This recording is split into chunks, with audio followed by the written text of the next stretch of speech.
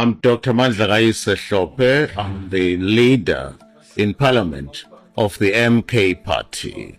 My constituency is in KZN, a place called KwaMadundube in Stenga, KwaDukuza. That's where I hail from. I have a lot of interest in life, ranging from gardening, farming, but most importantly, I consider myself as a Pan-Africanist.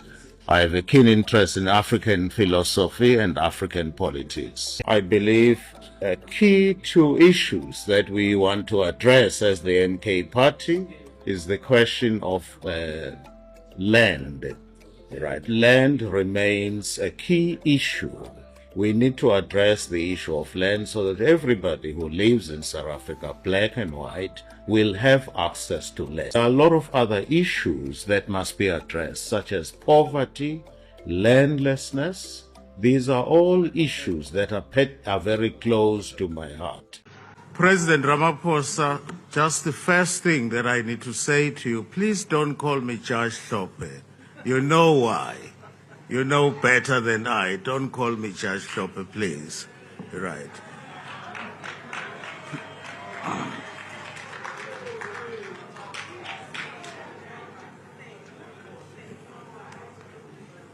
President, there are many programs and state departments in your office.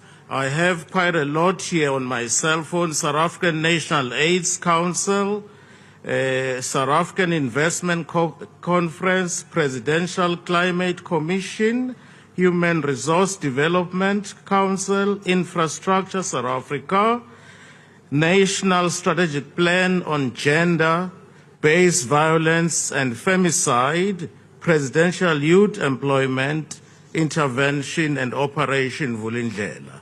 In addition to that, obviously we know there are other state departments which are now under the presidency. Excuse me, there are other state departments falling under the presidency.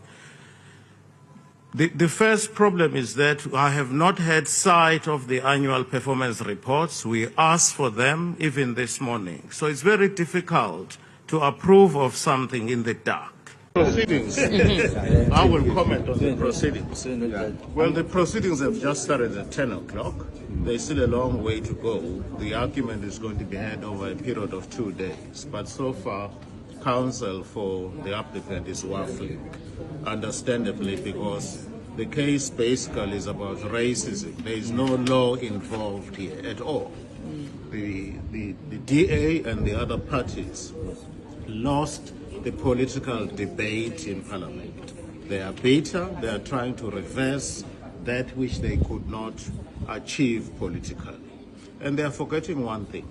Their own Member of Parliament, Advocate Glenys Breitenbach, who is a member of the DA, resigned from the NPA after serious allegations were made against her, i.e. that she deleted evidence. Those are serious allegations. She resigned. Within a matter of weeks, she joined the DA, and nobody is saying anything about that. If anything, this case highlights an important thing, namely, the rich and those who are economically powerful will continue to exploit the masses because they can afford to take such nonsense to court.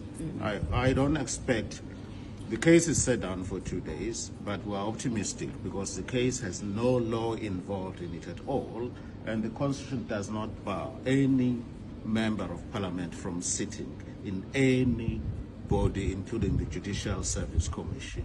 Finally, I've sat in the Judicial Service Commission many years. For almost 20 years, I was a judge president. The JSC, there is a bigger body consisting of 24 members. That's the body to which I've been designated. The function of that larger JSC is to interview candidates for judicial appointment. But when it comes to issues of discipline, politicians like myself don't sit on the JSC, right? It's a limited body consisting of the Chief Justice, the Deputy Chief Justice, the Judge President, and the professionals. Politicians never sit on issues of discipline. So If I remain on the JSC, as I hope I will continue to remain on the JSC, I will never sit on issues of discipline. Finally, even though I was fired, they continue to this very day to quote my judgments, outstanding judgments that I penned over 30 years, because I'm not incompetent. Why do they continue to rely on my work if I'm incompetent? I end the interview. Thank you. The MK party is very clear.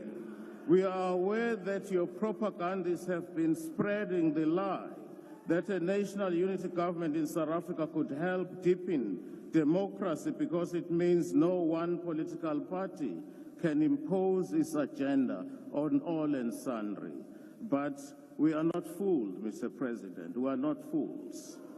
It is very clear that the DA has a veto power in respect of the so-called government of national unity. Against you.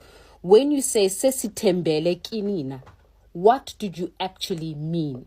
Right, let's go back to the evidence of Judges Gabinde and Jafta.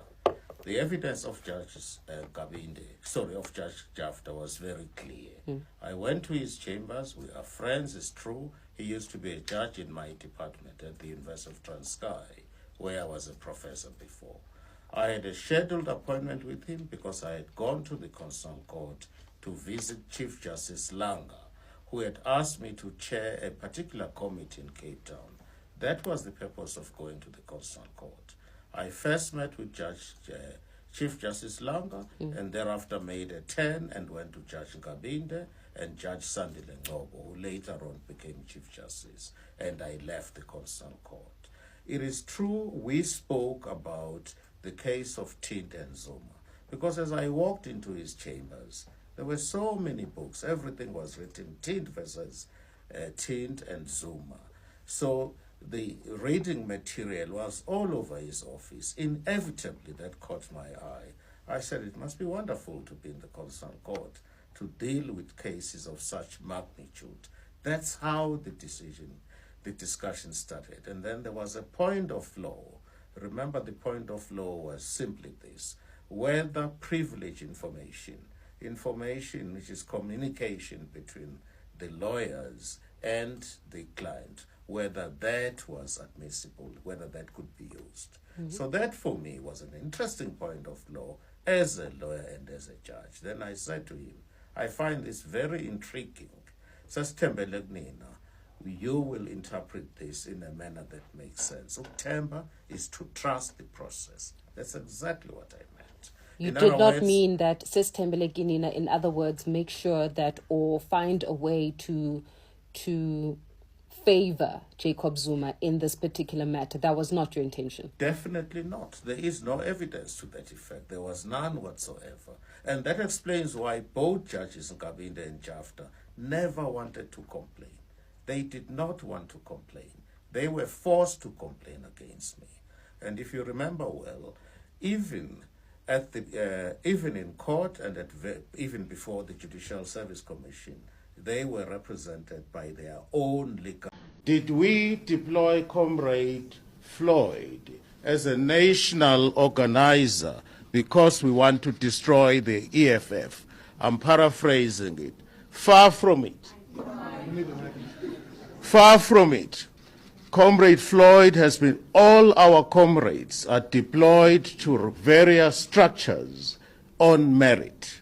There is nobody who's being destroyed because, there is no one who's being deployed because we want to destroy the EFF as a party. We're running our own political programs as the Mkhonto Wesizwe party, regardless of the EFF's position on any issue. So he is a very experienced politician. He's sharp like a razor. I said that last night, and I repeat it. He is sharp like a razor, and he would no doubt play a very important role as far as the MK party is concerned going forward. So the first question, the next Pala Pala.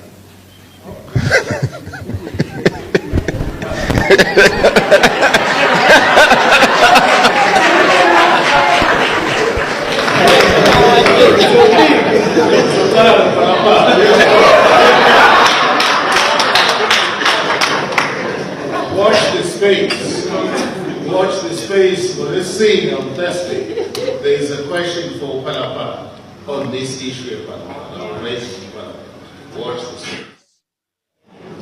The decision by the NPA not to prosecute the president is shocking, to say the least. Now, we all know something called tax evasion. Tax evasion occurs where you do not disclose your income. We all know that the money was hidden under the mattress. So clearly it was not disclosed. One would have thought there's a very simple answer of how to deal with the issue of Palapala.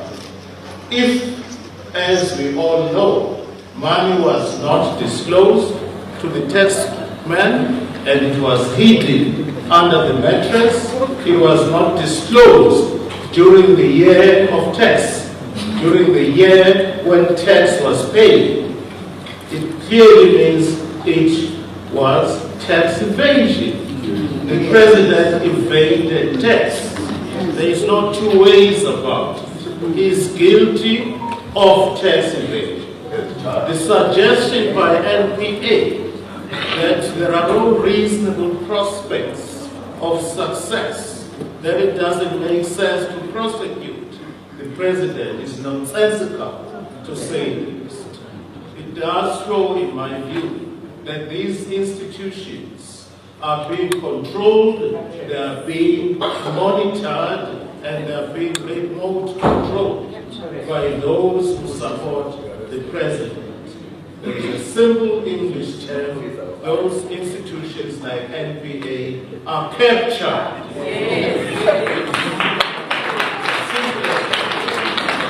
I would expect the president to be prosecuted in this regard, because clearly money was not disclosed to the tax man. The president is guilty of tax evasion. I know other political parties are dealing with the issue of Palapala at a different level. We are going to deal with it at our own level, our own terms, starting from next week on Thursday with question time in Parliament.